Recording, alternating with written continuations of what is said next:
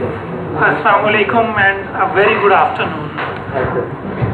Welcome to the joint press takeout by Honorable Foreign Minister Shah Mahmood Qureshi and the Honorable President of the 75th General Assembly of the United Nations, Mr. Volkan Bozkir. Mr. Bozkir arrived in Islamabad yesterday for his 3-day official visit to Pakistan. To begin this joint press takeout, may I first request the Honorable Foreign Minister Shah Mahmood Qureshi for his remarks, please. Bismillahirrahmanirrahim. I welcome you, Mr. President. I welcome you to Pakistan, your second home. You've been here before. Your last trip was a resounding success, and this trip will be remembered for a long time. Because today, you've come to Pakistan after having chaired a special session of the General Assembly. Unusual times, lingering COVID-19 pandemic in New York, bombardment in Gaza, innocent people being killed and maimed,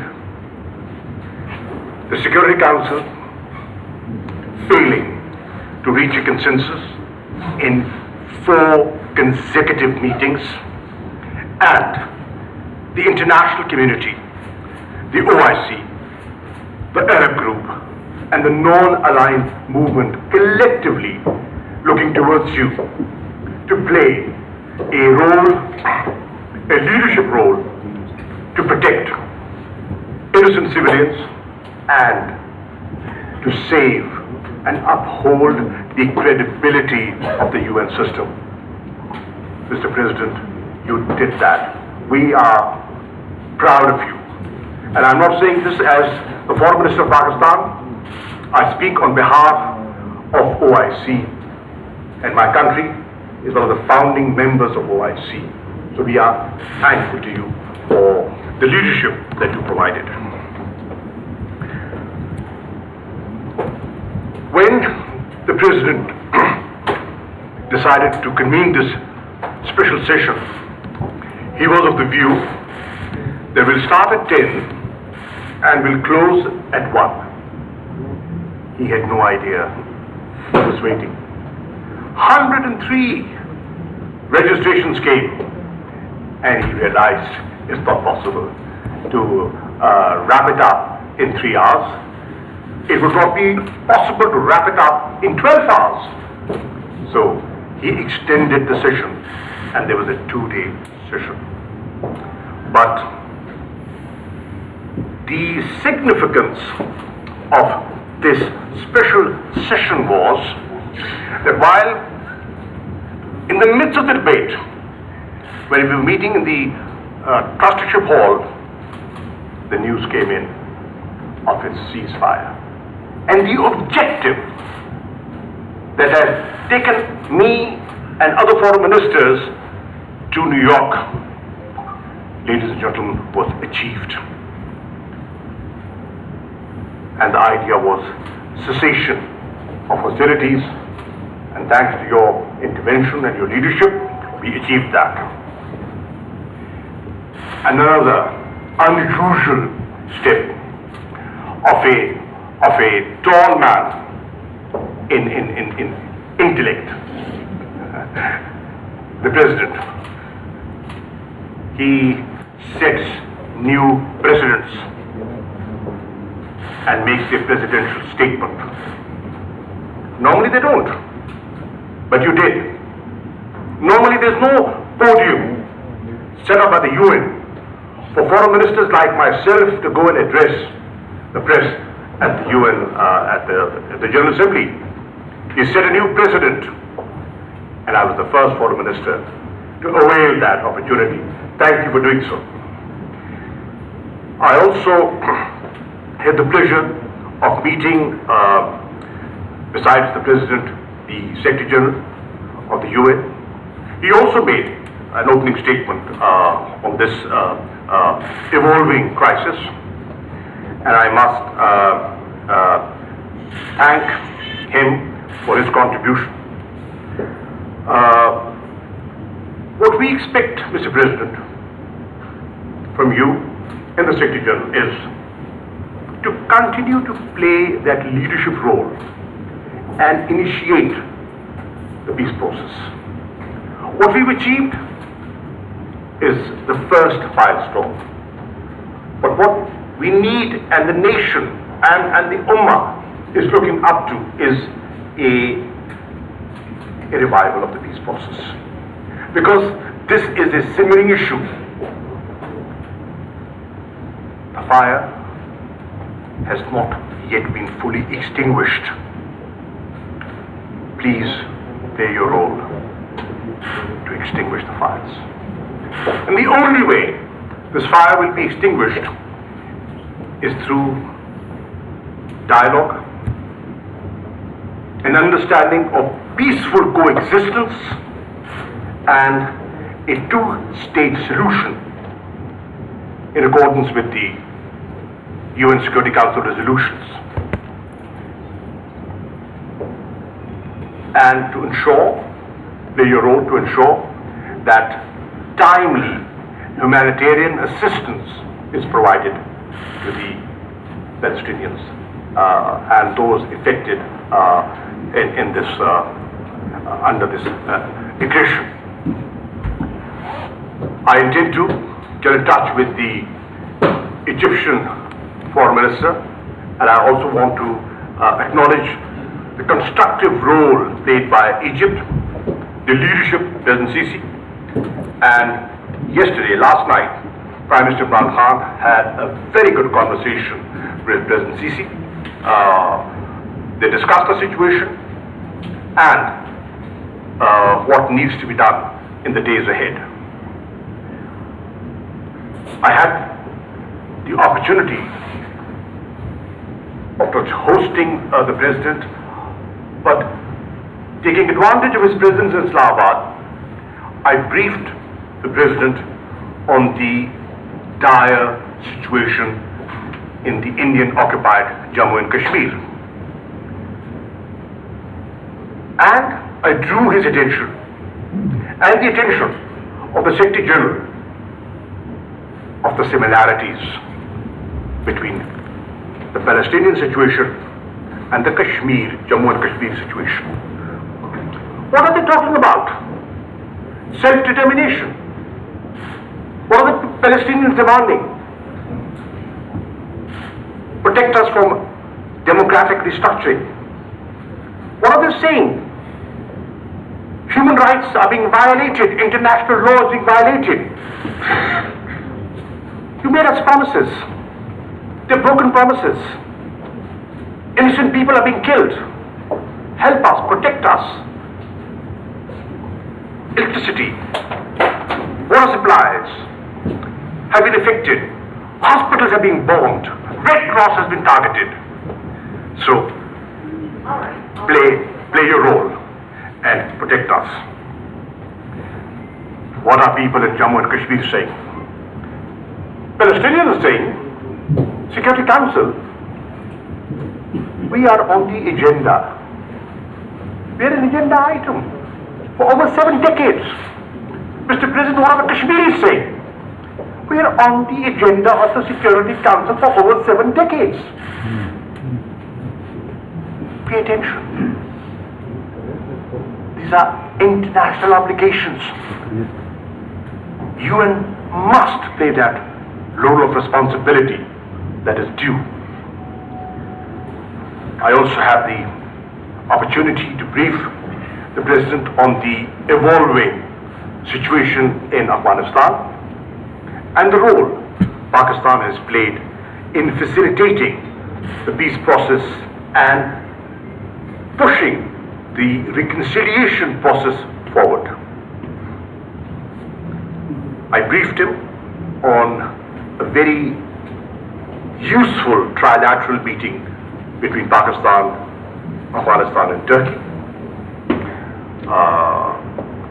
that was convened in Istanbul, and Pakistan is supportive of the Istanbul process and the international conference that should, in my view, take place at the earliest in Istanbul. We will do whatever we can to play our role. And today, I was pleased, and I want the nation of Pakistan to know that. When I met the Secretary General, he said, there is a paradigm shift. He said that today, the international community is looking at Pakistan not as part of the problem. The international community is looking at Pakistan as part of the solution. And that is the dramatic shift that has taken place in the last, I would say, couple of years. And I must give credit to the leadership of Prime Minister Imran Khan for that. I also briefed him on Pakistan's point of view on the UN reform and the Security Council reform. And also the initiative of the Prime Minister for debt restructuring, suspension of debt, to enable the developing world to have resources to invest in strengthening their fragile healthcare structure. Mr. President, thank you. Thank you for your time. And we always look forward to your coming to Pakistan. You are a friend of Pakistan. And in a humble way, today, after this function, in an investiture ceremony, we will be acknowledging that and recognizing your services and services of the UN system. Thank you, sir. And may I now request the Honorable President of the General Assembly of the United Nations, Mr. Bozkir, for his remarks, please. Thank you so much, Foreign Minister, for the kind words. Also,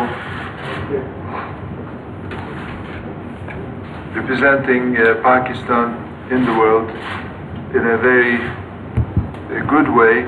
You're a well-known figure in the world platform, and I'm a witness that in this last meeting for Palestine, your leadership was very much important. We started with a dinner before the meeting, and you have invited the ministers to a meeting, and I think that was the crucial point, and where a decisive mood among ministers was established. And so the meeting really went smoothly and to the point and with a success. And I appreciate your leadership in that respect. Of course, in politics, sometimes 5 years is too short and sometimes 2 days is too long. In this, we captured the momentum. We captured the eye of the storm. And when the political structure is ready for something, nothing can stop it. The wave of the politics can solve every problem. Here, if the ministers didn't come to New York and connected virtually, we wouldn't have got the result. But everybody saw the minister. One flew 40 hours, one flew 30 hours, one flew 20 hours. They all took the burden to come there, and this is politics, and which was for the result. On my behalf, as the President of the General Assembly, I'm impartial. I have a duty to be impartial. But of course, impartiality can be defined also. For a case like Palestine, I don't think any PGA can stay impartial. So my definition is to help the people, to solve problems, to be fair and just, and that's, I think, impartiality.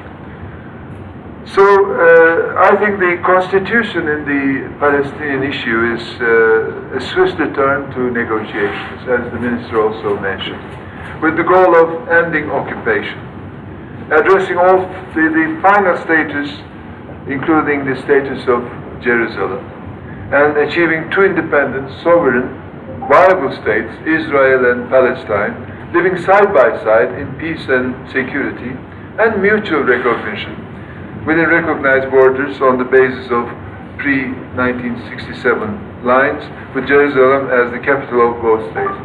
I started saying that this is the constitution of the negotiations. This is the bottom line. Without this, we can't achieve. So I think the first step was this meeting. Ceasefire was a result. It cannot be the end. So from here, we must use this political wind to also continue using our strength in the General Assembly to force the Security Council and also to force the Secretary General, which has an obligation to also look to the Security Council's success stories and the General Assembly's success stories. If there is one success story, it's enough. If there's two success stories, even better than enough. So I think we have a lot to do, but we also have a big room for maneuver. Minister mentioned and also compared the two important things. I think the two problems are the same age, Palestine and Jammu and Kashmir. And I fully agree that this is the case. But unfortunately, the Palestinian issue has more wind behind it, political wind behind it. And the Jammu and Kashmir issue doesn't have the same enlarged political wind behind it. So I think it is the duty, especially Pakistan, to bring this to the United Nations platform more strongly, and the PGA only needs an application from a group of countries, and it can be held as a meeting there. But of course, as an impartial President of the General Assembly, I must also reiterate that the United Nations position on Jammu and Kashmir is governed by the United Nations Charter and applicable Security Council resolutions. India and Pakistan's similar agreement on 1972, which states that the final status of Jammu and Kashmir is to be settled by peaceful means in accordance with the UN Charter, and this is, I think, very important that we must all remember. I think all parties must refrain from taking steps that could affect the status of Jammu and Kashmir. This is, I think, the most very important part of how we look at the case. Of course, concerning Afghanistan, as I mentioned in the meeting today, there are many countries in the world.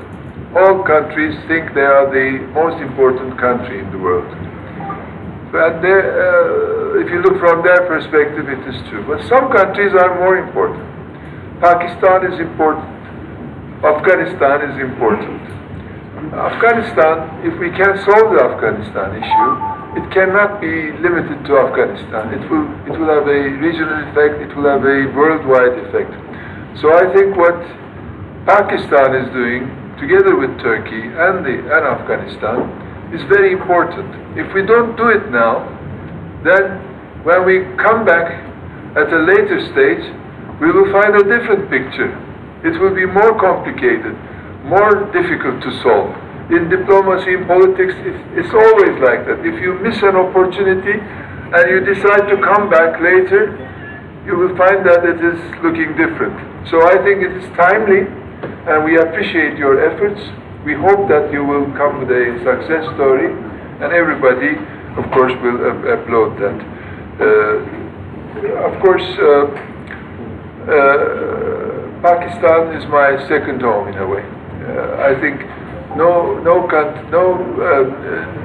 everybody in the world can understand why Pakistan loves Turkey and Turkey loves Pakistan. This is not something economic or built on financial reasons.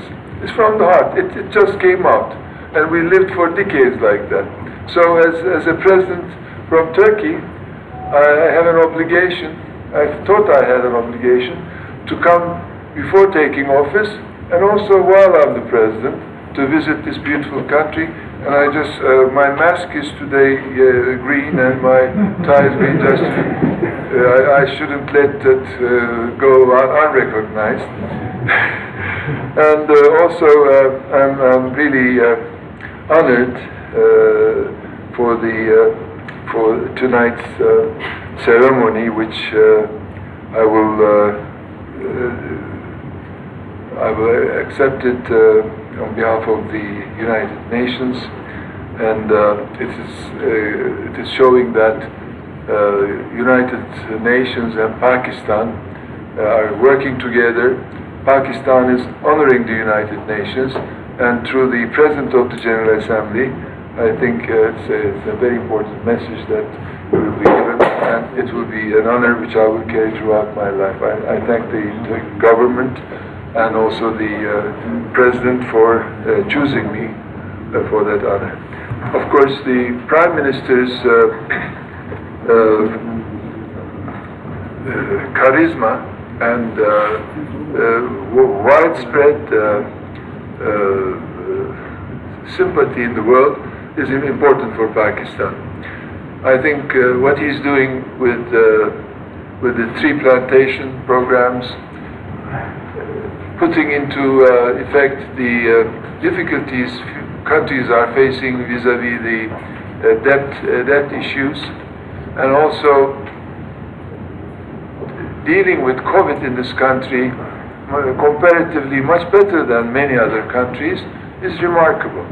And I think reaching 10 billion trees in some years' time is a very ambitious looking but very correct project. Why Islamabad is so green and why Islamabad is impressing everybody coming here is because these type of decisions are taken. And we have the Pakistani permanent representative, Ambassador Minir Akram, as the president of the ECOSOC. He's doing a great job there. And many of these issues are dealt in the ECOSOC platforms. And he has finalized or finalizing his tenure with a lot of important issues. And one is this one. I think the problem is for some countries not debt postponement, but debt elimination completely. If a country cannot pay, what's the use of postponing it? So we will have an LDC SITS conference with the ECOSOC president before the summer. We will have one for youth, one for the middle income countries.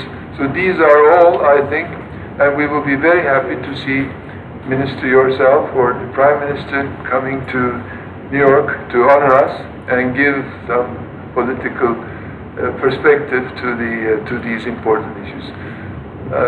Thank you so much for giving this possibility, and I wish you all the best yourself and Pakistan as a whole. Long live Pakistan. Thank you, sir. Thank you very much, Mr. President. We can now take some questions. I would request if you could kindly introduce yourself, your news outlet, and also indicate whom your question is addressed to. Adil.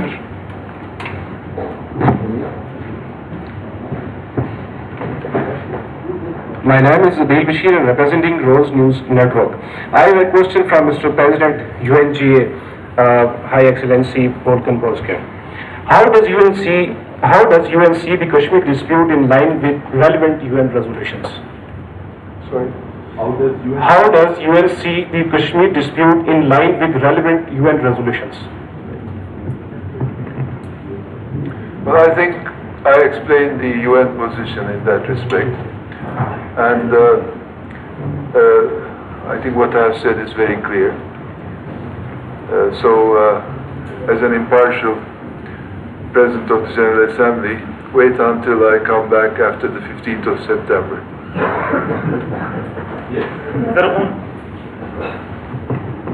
Thank you, sir. My question is addressed to both of the debaters. First to the Foreign Minister. So, no doubt Israel has committed brazen human rights violation, and Mr. Netanyahu stands an established war criminal. Does Pakistan as well as Turkey intend to approach the International Court of Justice? Thank you. To begin with, let me draw your attention to a very important meeting taking place in Geneva right now, the Human Rights Council. Pakistan and Pakistan's ambassador to Geneva, Ambassador Khalil Hashmi, through the OIC, moved a resolution, and a special session is being convened which will discuss human rights violations, violation of international law, and war crimes, and genocide, ethnic cleansing. All this would be under discussion and under debate. I am confident that Western democracies that believe in human rights will stand up and be counted. And don't just tell us what human rights are. They should actually take concrete steps today. And one of the concrete steps can be to draw the attention of ICC on the human rights violations and the war crimes that are taking place in Gaza and West Bank, and what happened when a holy site respected by all three religions, Muslims, Christians, and Jews, was attacked on the 27th of Ramadan, the holiest nights for any Muslim. I'm sure they are cognizant of these developments, and they will take action. I'm also told that there is some proceeding already initiated in the ICC. I do not have the details, but there is something going on over there. Let's see what the Human Rights Council concludes today, and we can take it from there. Minister was reading my talking points, so I don't have anything to add to that. I agree with what he said. Thank you, Your Excellency. Anas Malik from Capital TV. My question is addressed to the visiting dignitary. Sir, we have got two persistent issues at the General Assembly. Yes, sir, here. Excellency. Right there. Okay, so my question is addressed. Sorry. No worries. I was thinking that you were waving hands to this lady. So I don't want to do that. I don't want to do that right now. Coming back, so my question is for you. We got two persistent issues on the General Assembly agenda. First being the India-Pakistan question, the Kashmir issue. Second being the Israel-Palestine question, the Palestine issue. We've recently seen that there were attempts to put off the India-Pakistan question off the agenda of the General Assembly. What would you, as the President of the General Assembly, to either scuttle, stall, or would you want it to be taken off the agenda, number one? Number two, what is the way forward precisely on the issue of Kashmir and on the issue of Palestine? As the President of the General Assembly, what would be your role? Thank you. Well, I think I tried to describe what the General Assembly can do and what the General Assembly cannot do. The problem is, there is a belief that if things do not develop positively or as a result in the Security Council, then the General Assembly has a role to play, which I don't think it is the case. The Palestinian meeting was held not because the Security Council was not able to come with a decision, but we had two opportunities. One was the emergency session, which it is not closed, it is suspended, and each time you can open it from where it stopped. Or, like we did, we used the Middle East agenda item, and we inserted into that. So it needed the two groups' application to me, and I decided to have a meeting. So the important thing is to convene a General Assembly when there's not a big political support behind it, will be counter-effective. That's what I would say. If if for the Kashmir issue there is a support and I can see it, then I will do it. But it shouldn't be harming the issue by having an unsuccessful meeting. So I think the first work should be done with countries like in the Palestinian case was the IOC and the African group, and then the NAM joined it. So we saw the clear picture, and without a resolution, with just a appeal to peace declaration from me, and with the statements, we reached a result. But if we don't have a meeting by the request of, let's say, Pakistan, and then we don't have the support there, it will be left. So what I'm saying is, first, it must come to me with a wind, and then I deliver. If you want the wind to be blown by me, I don't have that authority. Thank you very much. मैं इसमें एक इजाफा करना चाहूँगा और with your permission, Mr. President, I like to utter a few sentences in Urdu. You are the host. You can do whatever you want. You can talk. I'm the guest. The guest is in the hands of the host. देखिए, अर्ज ये है कि मसला कश्मीर एक हकीकत है, कोई उसको झुटलाना चाहे तो झुटला नहीं सकता। सलामती काउंसिल के एजेंडे पे है, कोई मिटाना चाहे तो मिटा नहीं सकता। जबर हो रहा है, कोई आंख चुराना चाहे तो चुरा नहीं सकता। और मैंने ममासलत जोड़ दी है फलस्तीन की और कश्मीर की। पाकिस्तान ने अपने कायद आज़म मोहम्मद अली जिन्नाह के अफकार को सामने रखते हुए, उनकी बसीरत को सामने रखते हुए मसले फलस्तीन पर एक ठोस फैसला किया और तसलसल से किया। मैं सलाम और खराज तहसीन पेश करना चाहता हूं पाकिस्तान की नेशनल असेंबली को और पाकिस्तान की सेनेट को, जिन्होंने इस पर मुत्तफिका करारदादें पेश की। उन करारदादों की ताकत के बलबूते पर मैंने ये मसला वहां सेक्रेटरी जनरल के साथ और सदर के साथ उठाया और मैंने कहा कि आप देखें, सितम ज़रीफी तो देखें कि मुमासलत तो देखें। चिंगारी वहां भी है, चिंगारी वहां भी है। अगर उस चिंगारी को आप नहीं बुझाएंगे तो मशरिक़ वुस्ता भड़क जाएगा, और अगर मकबूजा कश्मीर की चिंगारी से आप चुराएंगे तो बर्रे सगीर पुरअमन नहीं रहेगा। अब ये इंटरनेशनल कम्युनिटी की जिम्मेदारी है कि अपनी जिम्मेदारी निभाए। मैंने जोड़ दिया है। मैं रिकॉर्ड पे कहना चाहता हूं कि मैंने 13 खत लिखे हैं, and correct me if I am wrong, 13 front 6 फरमा रहे हैं 13। मैंने 13 खत लिखे हैं सदर जनरल असेंबली को, सलामती काउंसिल के सदर को, और जिसमें मैंने पाकिस्तान का मुकम्मल मुकदमा पेश किया है। और आपने कहा, अभी आपने सुना कि सदर ने कहा कि ये एक डिस्प्यूट है जिसके स्टेटस को कायम रहना चाहिए तावक्ते फैसला। हिंदुस्तान ने 5 अगस्त के बाद उस स्टेटस को, उस पर जर्ब लगाई है और पाकिस्तान ने एहतजाज रिकॉर्ड करवाया है।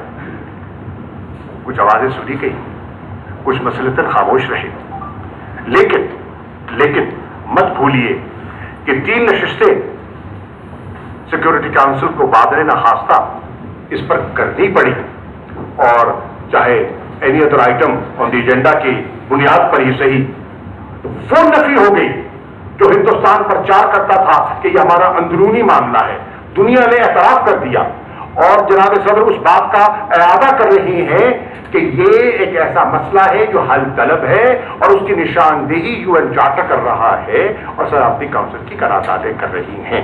अब हमें बहसीयत कौम के इस पर यकजहती का मुजाहरा भी करना है और अपनी आंखें और कान खुले रखने हैं और मौके की तलाश में रहना है। और मैं पाकिस्तान की कौम को यर्ज करना चाहता हूं, मैं उस मौके की तलाश में हूं।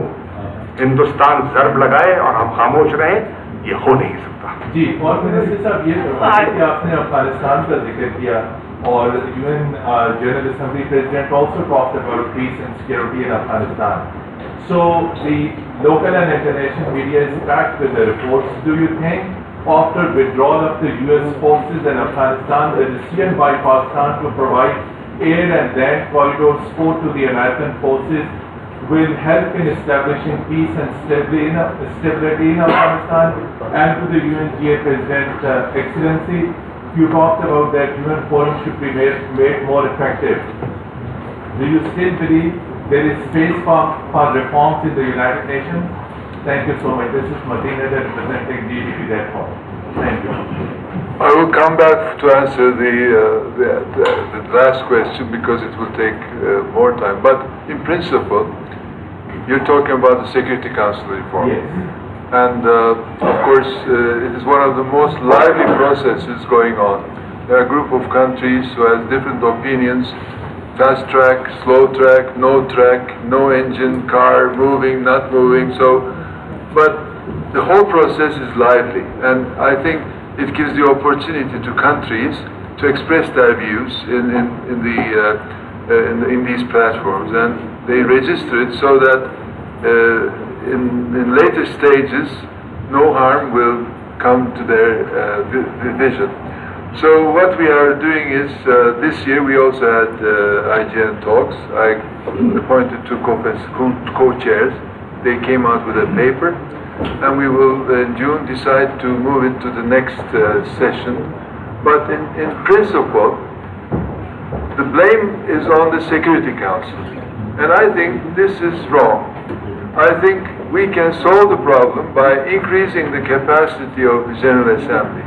If we can bring the General Assembly into the picture with 193 countries as members, with the same spirit of the Palestinian meeting, then there will be a balance between the three organs: General Assembly, Security Council, and the Secretary General. Secretary General is an appointed person, and it has to obey, it has to fulfill the decisions of the General Assembly and the Security Council. So actually this is a reform. But this mentality, just saying that, okay, I don't have a duty because Security Council must solve it, and they cannot, so thank you very much, I'm happy with this doesn't work like that. The General Assembly must take its responsibility, and if it's not going on well there, then makes an announcement that I will do it if you don't do it. Then you will have the balance. That is the reform. Otherwise, that reform will go, the end, you know. So it will be a good practice of exchanging views. It will continue for another decade. Answering your question, Pakistan's objective in Afghanistan remains peace and stability. We will continue to support peace and stability in Afghanistan. Pakistan's desire or objective and support will be for a safe withdrawal of foreign troops from Afghanistan. Pakistan, and yesterday, my statement in the Senate has, I think, should drown the speculation of any bases in Pakistan. As President Ronald Reagan said, read my lips, no bases in Pakistan. And read my lips. And no kinetic use of drones. Prime Minister Imran Khan's policy has been consistent on Afghanistan and how the matter should be resolved. He has consistently said there is no military solution. The only way forward is a political negotiated political settlement. He said that as an opposition leader, and he continues to say that as the Prime Minister of Pakistan. Pakistan will adhere to that policy, and inshallah, we are moving in the right direction. Thank you very